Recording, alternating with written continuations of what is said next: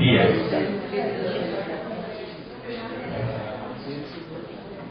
Más de 10 años de nuestras jornadas académicas del Instituto Colombiano del Sistema Nervioso, que apoyado con la Universidad del Bosque, la Asociación Psicoanalítica Colombiana, echando mano también de la Asociación Internacional de Psicoterapia de Grupos y de Encuentros de Grupos, hemos logrado mantenernos en este espacio de los viernes, y hoy tenemos el honor de tener a la doctora Miriam Alarcón de Soler, quien ha trabajado mucho tiempo en familias y parejas, a quien nos hemos acercado y que con el doctor Danilo Díaz Granados han hecho mucho por el estudio de la terapia vincular.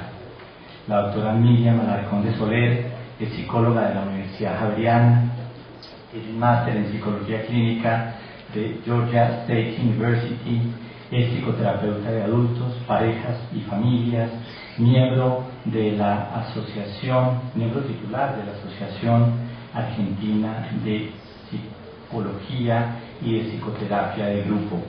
Hoy nos va a llevar de viaje en lo que ella ha llamado familias contemporáneas. ¿Será que legalmente la familia va a modificar su estructura?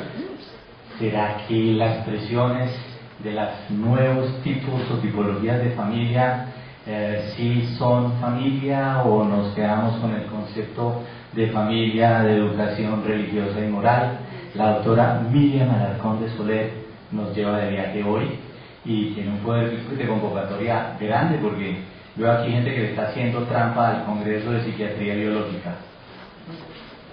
Doctora Miriam, te damos Bueno, muchísimas gracias al Instituto Colombiano del Sistema Nervioso, que siempre abre un espacio para estos temas. Hace ya tal vez 2 años tuve el gusto de dar una conferencia sobre secretos familiares, y cuyo texto veo que está en la revista que están vendiendo allí. De paso, le hago una propaganda. Bueno, ¿por qué el tema? ¿Por qué hablamos de familias contemporáneas y cuál fue la idea de hablar con ustedes hoy? Generalmente estamos oyendo a distintas personas, bueno, y la familia de hoy, ¿qué es? ¿Cuáles son los cambios que están sucediendo, que están ocurriendo en las nuevas familias? Las parejas de hoy no son las parejas de antes. Los jóvenes arman parejas de distintas maneras. Hay familias que se denominan ensambladas o familias ampliadas, y todos los códigos de parentesco varían. Entonces, la idea es hacer con ustedes un recorrido acerca de estos nuevos conceptos para mirar las familias actuales, empezando por algunos conceptos teóricos. Luego hablaré de las familias y de las parejas en particular, y de los cambios, de lo novedoso, de los acontecimientos que están atravesando estas familias.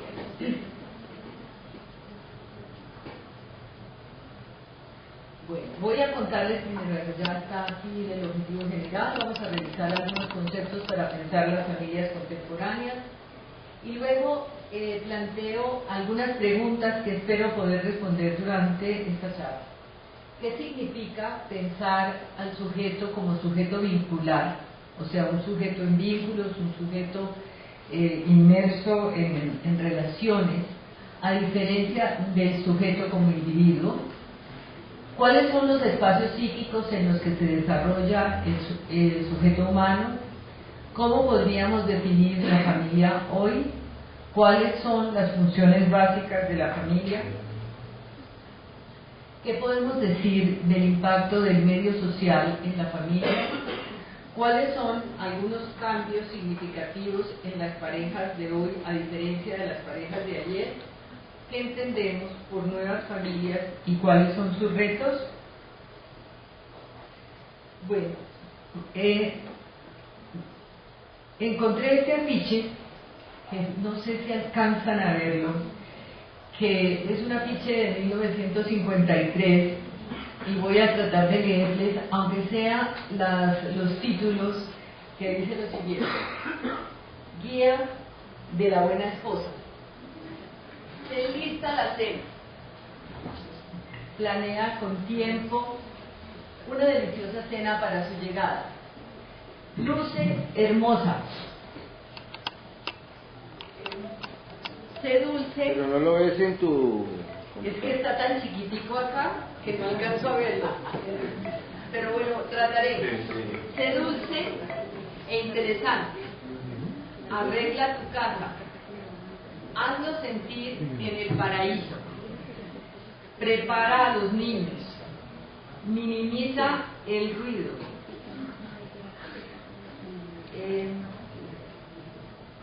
Procura verte feliz. Escúchalo. Ponte en tus zapatos. No te quejes. Hazlo sentir a sus anchas. Por ¿Ah? Bueno, yo creo que todos nos reímos un poco. Y sin embargo esto sigue de alguna manera a veces siendo así.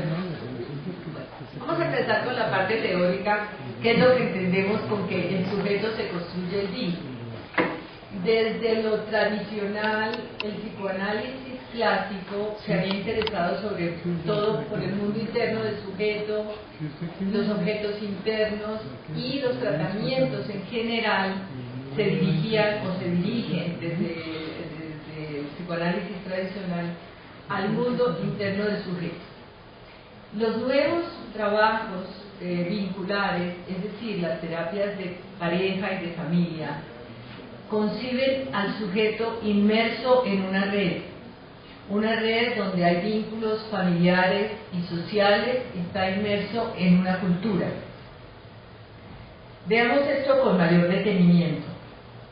Por un lado, el sujeto es un sujeto vincular. No podemos imaginarnos un sujeto fuera de una red social y fuera de un espacio que lo contenga desde su nacimiento. Entonces el ser humano nace y se construye en vínculos, crece en una red social que lo apuntala, que lo sostenga y a la cual llamaremos familia, pero que también más tarde el sujeto pues queda incluido en otros espacios sociales como la escuela, el mundo social, etc. Vamos a plantear que el sujeto humano está en tres espacios psíquicos. Este concepto es aportado por dos psicoanalistas franceses, Caes y Janine Puyé. Bueno, Janine es francesa, pero sus desarrollos han sido básicamente en la Argentina. Ellos plantean que hay un mundo intrasubjetivo que atañe a los objetos internos, a aquellos aspectos que tradicionalmente se han ocupado el psicoanálisis, es decir, el mundo interno, que es lo que les acaba de explicar. Los aspectos intersubjetivos, es decir, que toma en consideración al sujeto y a sus vínculos, sus relaciones de pareja, de familia, de hermanos, de grupo, los vínculos más cercanos. Este aspecto intersubjetivo es el que se hace prioritario en el trabajo de terapia de pareja o de familia.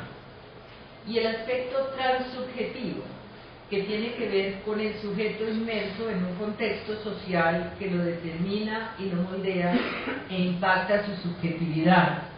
Se refiere al mundo social, a los códigos sociales. Bueno, esta semana hemos tenido un buen ejemplo de lo transsubjetivo, ¿no? En el cual todos estamos un poco inquietos acerca de lo que está ocurriendo a nivel político. El concepto de subjetividad. ¿A qué nos referimos con subjetividad? Todo lo que hace al sujeto. Hay varios factores. Está por un lado lo genético o constitucional, los factores históricos familiares, los factores actuales y los factores sociohistóricos que nos determinan. O sea que estamos metidos en esa red de situaciones que es a lo que estábamos apuntando anteriormente.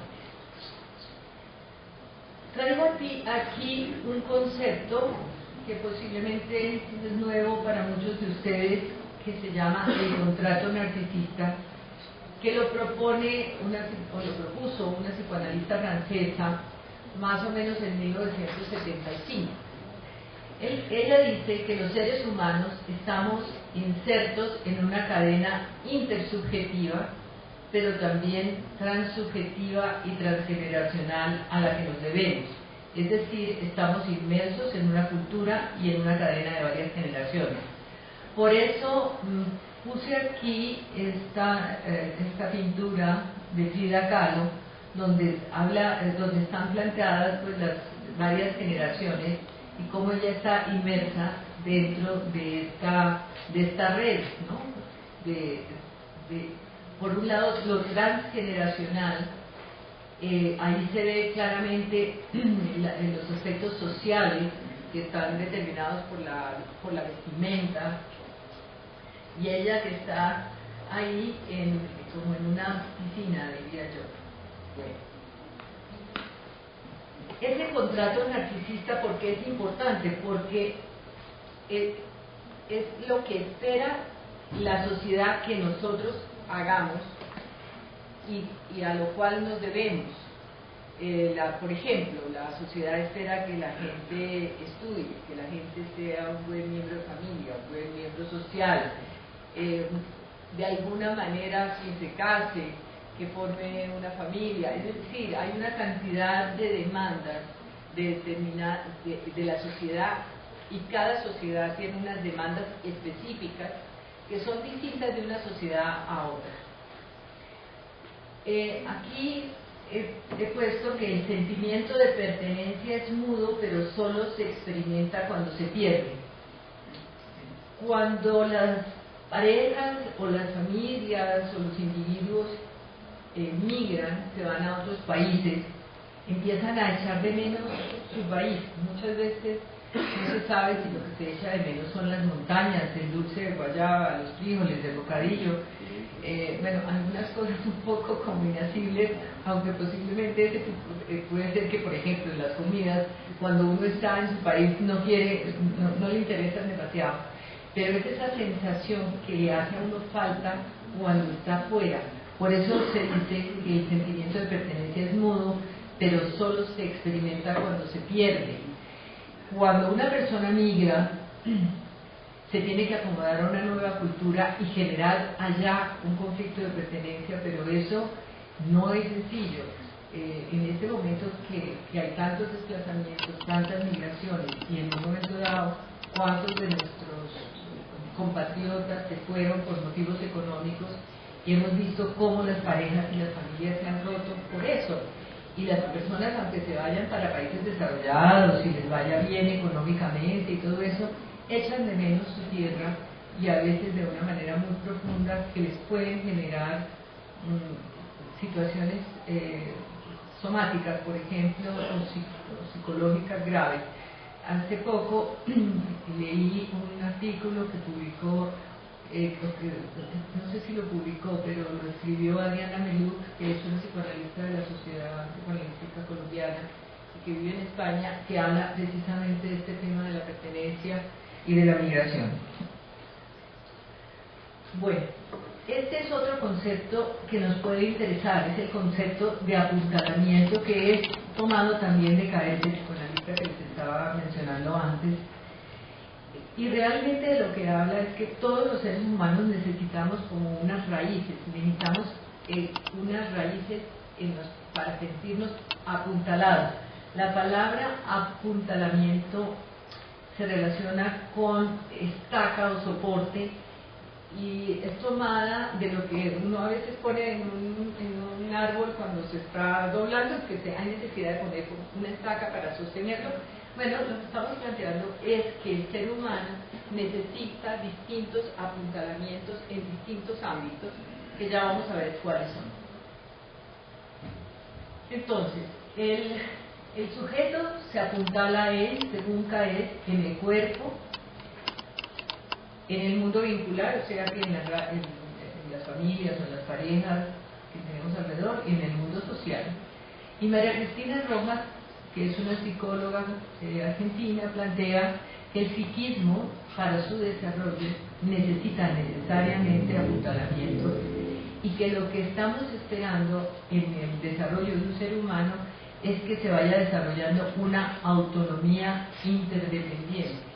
O sea, que por un lado sea autónomo, pero por otro lado cuando la gente dice, no, es que yo no quiero depender, pues claro, hay dependencias patológicas, eso lo sabemos, pero todos dependemos de muchos para estar en el mundo, porque estamos en un mundo vincular. De ahí que sea importante desarrollar la capacidad de estar solo en presencia de otros. Bueno, nos vamos ahora a meter ya de lleno en el tema que es propio ya de la charla que estamos planteando hoy, que es el tema de la familia. Hay algunos conceptos teóricos que nos van a interesar para pensar la familia.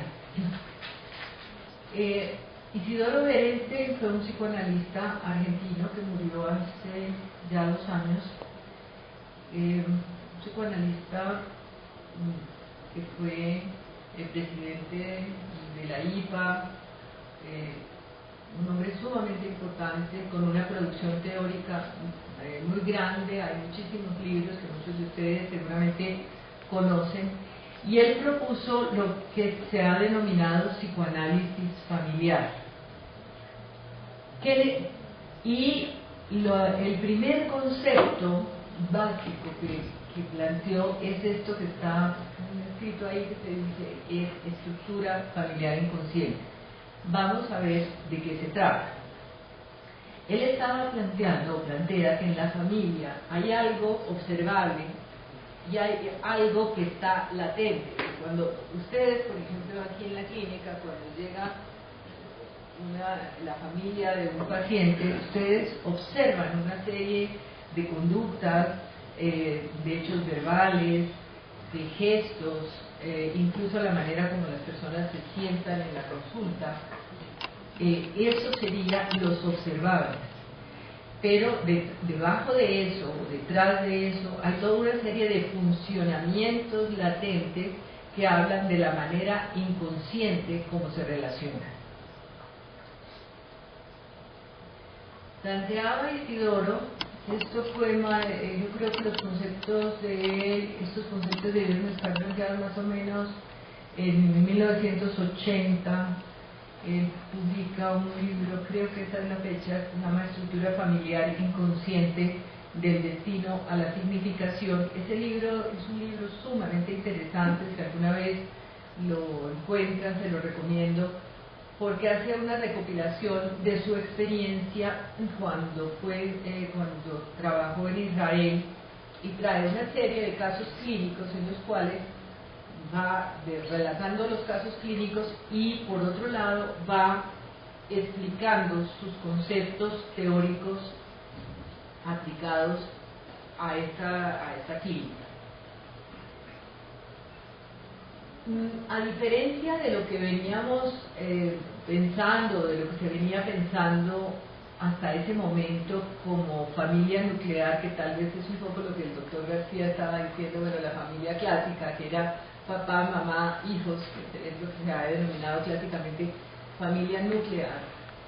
El doctor Berenstein agregó el concepto de familia de origen, es decir, agregó a esa estructura, que ya se las voy a explicar despacito, las familias de origen. Voy a ir despacio para explicarle cuáles serían esas 4 relaciones que él denomina los 4 términos de parentesco, y que son aspectos que cuando ustedes vean una familia pueden empezar a analizar, porque da cuenta de la dinámica inconsciente de esta familia. El primer término es el término de la alianza, es decir, cuáles son las características de la pareja, del vínculo, de la relación de pareja de esa familia. Luego, cuál es la relación de esa familia con los hijos y los hijos con sus padres. Ahí se hace el énfasis de la pareja ya no como marido y mujer, sino como padres, para mirar cómo serían los vínculos de filiación. Entonces uno puede decir, bueno, en esa familia ese niño como que no le pone mucha atención, o ese muchacho lo han desconocido un poco, o en fin. Bueno, el otro punto, el otro término de esta estructura familiar inconsciente sería la consanguinidad, que se refiere a los vínculos de hermanos. Posteriormente, otros psicoanalistas han trabajado bastante la relación entre hermanos y han evolucionado a partir de los conceptos tradicionales propuestos por Benenstein, y así a manera de anécdota, pues todos conocemos el relato de Caín y Abel, donde lo que se plantea es que el vínculo de hermanos empieza como un vínculo de supresión, o sea, el uno o el otro. Cuando un niño nace, pues no quiere tener hermanitos, quiere seguir siendo el rey, y cuando le nace un hermanito, entonces quiere acabar con el hermanito o con todos los hermanitos que siguen después. Lo complicado es que en las familias este estado de supresión se mantenga, donde parecería que tiene que haber amor para el uno o para el otro. No sé si ustedes vieron una película hace algunos años que se llama El Príncipe de las Marías, donde la señora se acercaba por las noches a la cama de cada uno de sus hijos y les decía: no le digas a tus hermanos, pero yo al que te quiero, al que quiero más es a ti. Es eso. Y luego, pues, el vínculo de hermanos madura, y en un momento dado se construye una relación ya de amor o de aceptación más adulta, en la cual posiblemente hay hermanos con los cuales uno se entiende más y hay otros hermanos con los cuales uno se entiende menos, pero ya como desde una posición más adulta y no desde el mandato de que ustedes como hermanos se tienen que querer, que sería el segundo punto del desarrollo de los hermanos. Bueno, esto como así como anecdótico, que creo que puede ser interesante. Pero lo más importante me parece a mí que de los aportes de Isidro Benenstein fue plantear cuál es la función de las familias de origen en una familia, y tomó el concepto de tío materno o avuncular, que generalmente se refiere al tío materno. Por eso pusimos ahí al guayús, porque en los guayús pues es una sociedad básicamente matrilineal. Lo que sucede en las familias nuestras es que teóricamente el que tiene el poder es el padre o la madre, pero que muchas veces el poder subyacente lo tiene la familia materna, a veces también la familia paterna, pero el funcionamiento de la relación de pareja muchas veces está condicionado a que se replanteen las relaciones con las familias de origen. En los casos más graves, de pacientes más graves, decía Isidoro, el vínculo con la familia de origen es muchísimo más fuerte, y el que impone, o los que imponen la norma o la regla, son los vínculos con la familia de origen. Bueno, estos conceptos de Isidro Benenstein estaban planteados desde el concepto estructural. Hoy día hablamos más desde el pensamiento complejo. Entonces pensamos en la familia de otra manera. María Cristina Rojas la define como la familia como una organización abierta y compleja, entramada en la red sujeto-vínculo-cultura, que es lo que hemos estado explicando hasta acá, cómo el sujeto está en vínculos, y entonces la familia es una organización abierta y compleja. Quiere decir que ya no estamos hablando solamente de papá, mamá, niños, sino que las familias de hoy son diversas. En las familias se despliegan procesos y operatorias inconscientes, ya vamos a explicar de qué se trata. Y las familias actuales se caracterizan por el flujo y la diversidad, pero también que tienen puntos de anclaje y permanencia, porque de todas maneras los seres humanos necesitan vínculos estables, o necesitamos vínculos estables. Y cuando hablamos de procesos y operatorias inconscientes, nos referimos a las funciones básicas de la familia, que serían sostén y corte. Ya veremos esto despacito: contención, interdicción. Es decir, que la familia, de una manera, el niño en la familia aprende a poner límites a sus impulsos incestuosos, a la violencia, y también es importante que esté contenido, que esté en un vínculo de amparo, donde sus necesidades básicas estén satisfechas. Bueno, esto es un poco más de lo mismo, es un multidimensional, fluctuante, diversa, tiene formas novedosas. Eso tal vez es lo que nos interesa plantear y hacer énfasis acá, porque las familias de hoy son distintas de las que eran hace unos años, y entonces eso genera un poco de disonancia. ¿Será eso una familia? ¿Cómo la podemos pensar? Bueno, pero son familias distintas, sí, pero son familias. Vamos a plantear aquí cuáles serían los procesos y funciones inconscientes necesarios en una familia. Permite la familia la constitución del psiquismo en vínculos, es decir, en la familia aprendemos a relacionarnos de una u otra manera. Se establecen vínculos con figuras parentales y fraternas. Obviamente que estamos hablando de figuras parentales y fraternas. Eso no quiere decir que necesariamente la familia esté constituida por el padre biológico, la madre biológica. Las familias hoy, las parejas se separan, entonces o las personas se mueren o se van. Hay muchas situaciones varias que entonces estamos hablando que de todas maneras en la familia, cualquiera que sea la familia, hay ciertas figuras parentales y fraternas.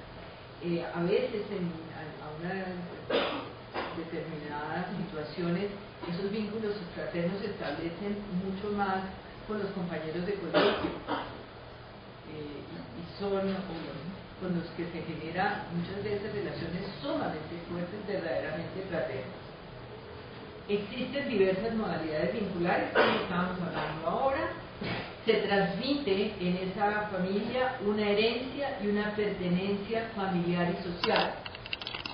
O sea, la gente siente que pertenece a un linaje transgeneracional. Esto no estamos hablando que tenga que ver con el estrato social, sino que hay raíces que se tienen y que tienen que ver con las familias en las cuales uno nació.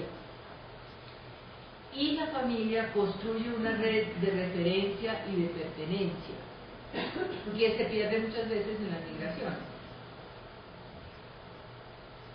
Bueno, aquí tenemos un poquito más de lo mismo, o sea, cuáles serían, para recordar, las funciones básicas de la familia, que tenemos la función materna, que es de contención y de amparo, pero recordemos que no solamente son las mamás las que pueden ejercer la función materna. Muchas veces el papá también ejerce funciones maternas.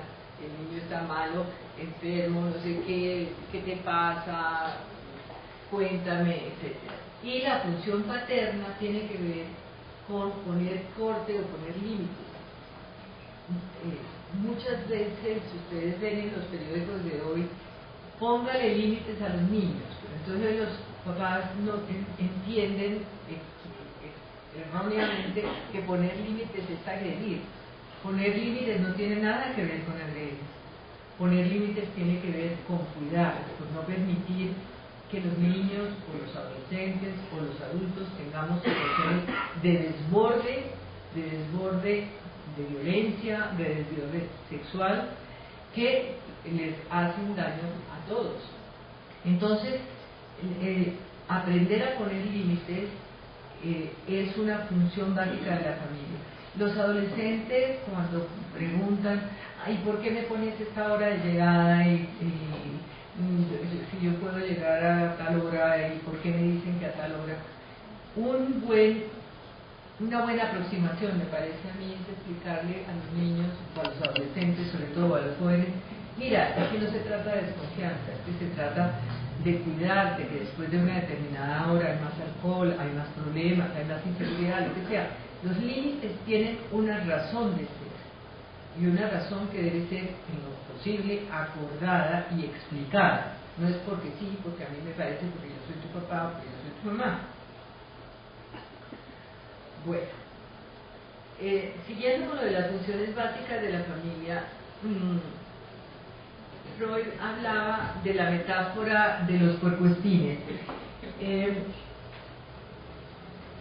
Freud tomó la metáfora de Schopenhauer en que decía que los puercoespines, o los erizos, más exactamente lo planteaba Schopenhauer como los erizos, si se acercan mucho, se pinchan, y si se alejan, se hace frío. Creo que lo tomé aquí porque creo que es una buena metáfora de cómo los vínculos familiares deben estar, ni que ahoguen, que no dejen al niño en paz ni un segundo, ni que lo desamparen y que sienta frío metafóricamente. Entonces hay como dos ejes en todo este desarrollo de la familia, en las funciones de la familia, que dar fusión y dar discriminación. Esta metáfora después es particularmente interesante en relación, y la traía Freud así, en relación con las relaciones de pareja, como en las relaciones de pareja se espera que haya un cierto equilibrio en el cual ni las relaciones, ni tanto que se ahoguen, ni tanto que se sientan desamparados, ni tanto que queme al santo, tampoco que no lo alumbre. Y puse este arbolito aquí porque pensando en que la familia le da a los niños y a los adolescentes raíces y alas. En un momento dado hay que dejar ir a los hijos y eso no es sencillo, como muchos de ustedes sabrán. Bueno. El apuntalamiento en los otros es necesario para el desarrollo de la autoestima. Puse aquí un espejo y puse espejito, espejito, dime quién es la más hermosa del mundo. ¿Por qué puse esto acá?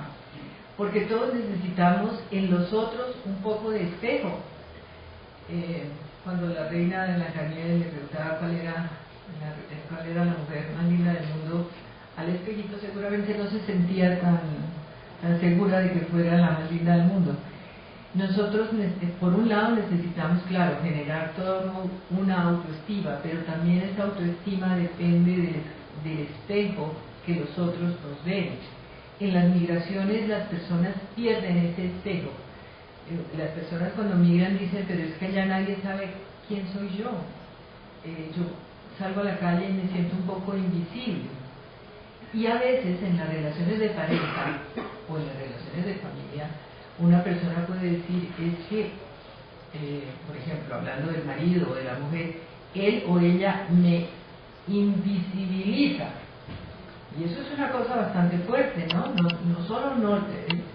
estamos hablando de agresión solamente,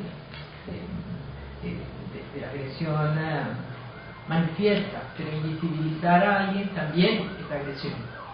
Entonces, es importante pensar que necesitamos a los otros para desarrollar nuestra autoestima, y por eso los vínculos sociales son tan importantes. Estamos mencionando en relación con la familia el concepto de contrato narcisista, que ya explicamos, o sea, lo que la sociedad espera de nosotros.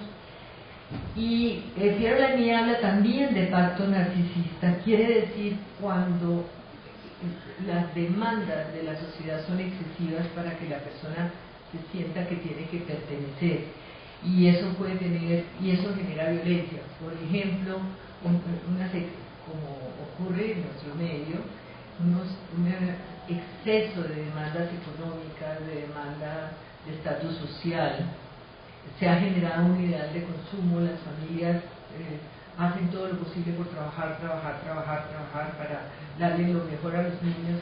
¿Y qué es lo mejor? Lo mejor es el último gadget de la televisión, cuando en realidad lo mejor sería a lo mejor pasar más tiempo con ellos, estar más cercanos, pero estamos metidos en un ideal de consumo y esas presiones económicas generan un profundo desamparo, porque también ahora los contratos de trabajo ya no son tan fijos, no hay prestaciones sociales, hay muchísima inestabilidad, etc. Entonces, por eso puse aquí esta escalera donde hay una serie de presiones sociales, lo que implica falta de tiempo y de recursos. Y por otro lado, hay todo este tema del internet, donde está esta parejita en de luna de miel, mirando cada cual para otro lado, cada uno con su aparato electrónico. Espectáculo que uno ve permanentemente en los restaurantes, ¿no? Uno puede ver una familia en la cual están todos comiendo juntos y cada uno tiene su iPad, su iPod para comunicarse con otros. Y por último agregué aquí situaciones bueno, que esto daría para otra charla, todo lo que implica en los vínculos familiares el tema del medio social y cómo las presiones del medio social y la violencia social generan tantos efectos en los vínculos. Pues lo que decía anteriormente, las familias se desgarran, hay guerras, la inseguridad. Muchos de ustedes tendrán conocidos o personas que han sufrido de una manera u otra esto, la violencia, el narcotráfico, el explotamiento. Bueno, eso en cuanto a la familia. Vamos ahora a meternos con las parejas. Les había puesto al principio ese afiche de 1953, porque me pareció que era un buen recordatorio de lo que se espera de las familias, de las parejas de antes o de las familias de antes. Esta escena seguramente ustedes han visto la película de Jane Austen, creo que es de Orgullo y Prejuicio, gracias. Y esta pareja que le costó tanto armarse, tantos silencios, tantos malos entendidos, tantas dificultades y tantas presiones para que cada uno se mantuviera como en su lugar, para no dar lugar a que pensaran otra cosa. Bueno, y luego en las familias, pues está esta otra familia donde están las distintas generaciones unidas, etcétera, que posiblemente ustedes habrán visto en los álbumes familiares, donde es claro quién era el abuelo, el tatarabuelo, el bisabuelo, bueno, todo esto, y que hoy día si uno le pregunta a los jóvenes, bueno, ¿quién era tu abuelo, quién era tu bisabuelo? Pues no tienen ni idea. En esas parejas de ayer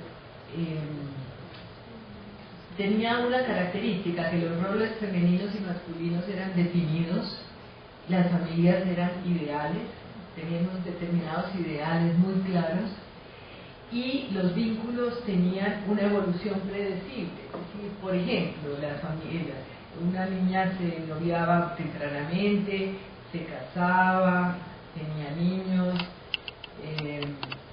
después pues, educaba a sus hijos, la mujer estaba en la casa, era claramente que no tenía la exigencia de trabajar, el hombre era el mayor proveedor, y luego pues la pareja envejecía y se rompía a partir de la viudez, de la muerte de uno de los dos. Esa era como la evolución predecible del vínculo. Piensen ustedes en sus antepasados y posiblemente eso era más o menos así, más o menos así. Por supuesto, no todas las familias eran así, y los que no eran así, se generaban situaciones que tienen que ver con los conceptos que les estaba planteando antes, que es el tema del contrato narcisista. Es decir, ¿por qué esa familia no es así? ¿Por qué hay un hijo natural? Hijo natural, imagínense el término. Entonces, es que tiene el apellido de la mamá. Bueno, todas esas situaciones que generaban conflicto porque no se cumplían exactamente los patrones de familias ideales. Y por supuesto las familias de hoy no cumplen los ideales de ese entonces, ni las parejas tampoco. Decíamos que los roles masculinos y femeninos eso está repetido. Bueno, y aquí volví a traer lo que veíamos después. Si en algún momento les interesa, les puedo mandar a las diapositivas y la pueden mirar más despacito, porque la letra menuda es bien interesante, ¿no? En relación con esto, este hombre que llega cansado, al cual no hay que molestar, la mujer tiene que estar bella para atenderlo, para no compartir su cotidianidad, sino esperar a que el Señor en algún momento le dice: quite las pantuflas, aliste de la cena, apague la aspiradora, no tenga partidos molestos, etc. Yo no sé si algunos de ustedes vieron la película de las horas. En la película de las horas, una de las protagonistas, que es Julianne Moore, es una mujer más o menos en los años 50, donde la escena es muy linda y muy triste. Ella está con su hijito, que debe tener unos 6 años, y ella está tratando de armarle un ponqué para su marido de cumpleaños, y el ponqué sale mal, y entonces ella se desespera, y ella trata de ser buena mamá, y en un momento dado se desespera, como el ponqué quedó feo, lo tira entre la caneca y le dice al niñito que bueno, que tal vez van a volver a hacer otro ponqué. Está desesperada, ella está desesperada en ese rol de esperar al marido. Una amiga viene y le dice: es que tal vez ellos se merecen todo, ellos que han venido, en este caso pues en Estados Unidos, ellos que han venido de la guerra se merecen todo, y entonces nosotros estamos para servirlos. Finalmente ella o se suicida o se va, opta por irse. Ya, bueno, es una película, en otra parte yo creo que habla de muchos de los conflictos de las amas de casa de esa generación. Y aquí también puse, no sé si muchos de ustedes vieron o vieron con sus hijos la familia Ingalls. En la familia Ingalls era clarísimo que el que iba a enfrentar la vida por fuera del hogar era el señor, y la señora se quedaba cuidando de sus niñas y del cuidado de la casa. Entonces, esos roles masculinos y femeninos eran perfectamente predecibles. Eran buenos porque se sabía a qué atenerse, pero tenían sus grandes dificultades. La mujer, por un lado, tenía la sensación de estar amparada, obviamente, de no tener que enfrentarse a las vicisitudes de la vida diaria, de tener o no tener trabajo, porque la obligación es de él. Todavía hay parejas que funcionan así, ¿no? Seguramente muchos los han visto.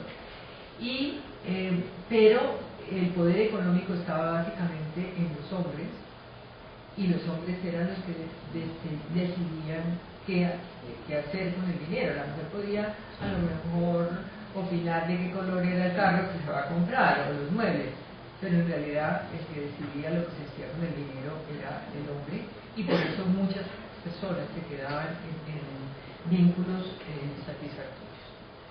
¿Cómo andamos de tiempo? Bueno, entonces le voy a por aquí.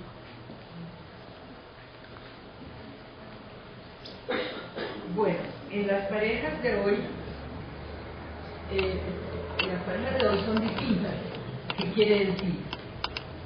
Relaciones fluidas. Este es un concepto de un inglés que se llama Zygmunt Bauman, que tiene un libro que se llama El amor líquido, en el cual describe cómo son las parejas de hoy, que son fluidas, inestables, que la gente no quiere relaciones comprometidas, hay convivencia y duración variable, las parejas son diversas, primero son múltiples porque las personas tienen muchas parejas sucesivas, a veces simultáneas. Las parejas son diversas porque las parejas se casan o se juntan, tienen hijos o no, se vuelven a casar o se vuelven a juntar, hay parejas homosexuales, hay otras parejas que no viven juntas o porque tienen trabajos en dos ciudades distintas, se ven los fines de semana. Otras parejas mantienen vínculos por internet. No sé si ustedes vieron hace poco una película que se llama Her. Bueno, es una película bastante impactante, como en lugar de conseguir una pareja se consigue un sistema operativo que por supuesto es maravilloso al principio, ¿no? Tener un vínculo por internet donde esa persona, donde ese sistema operativo está pendiente de las necesidades, le ayuda, le adivina el pensamiento, etcétera. Todo lo que una persona esperaría en el momento del enamoramiento que haga su pareja. Pero bueno, el tema del enamoramiento y el amor, pues para otro día podemos organizar una conferencia sobre eso. Los hijos de las parejas de hoy pueden ser o no ser. Antes, desde el punto de vista del contrato narcisista, las parejas tenían que tener hijos o se esperaba que tuvieran hijos, y si no tenían hijos era por alguna razón, pues como muy importante. Hoy día las parejas se plantean no tener hijos, y bueno, así es. Y entonces está la pregunta de si se trata, o sea, que se hacen algunos, si se trata de conectarse o de amarse. Y hay un libro de una francesa que se llama Dominique Simonet, que se llama la historia de una bella historia de amor, que dice que de todas maneras, como ahora ya los parámetros no son claros, ya las parejas no se casan necesariamente por la iglesia, ni incluso por la notaría, sino que son vínculos pues, más libres.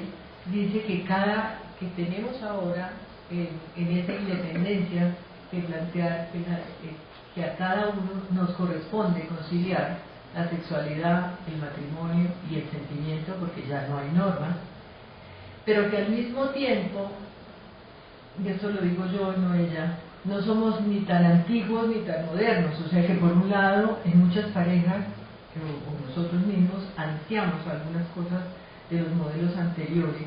Las mujeres, por ejemplo, quieren ser libres, pero al mismo tiempo quieren conseguir una pareja que las sostenga.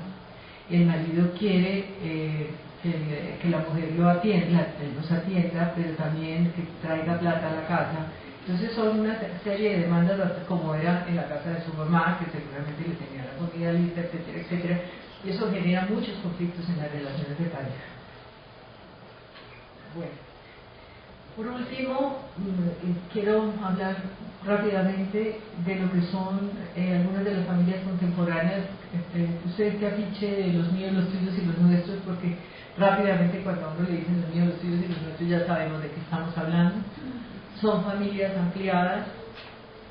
Y Emina Young, que es una psicoanalista argentina, la denomina como una configuración vincular integrada por vínculos de afiliación, de filiación y consanguinidad que son productos de la alianza y por productos efectos de la alianza. ¿Qué quiere decir eso?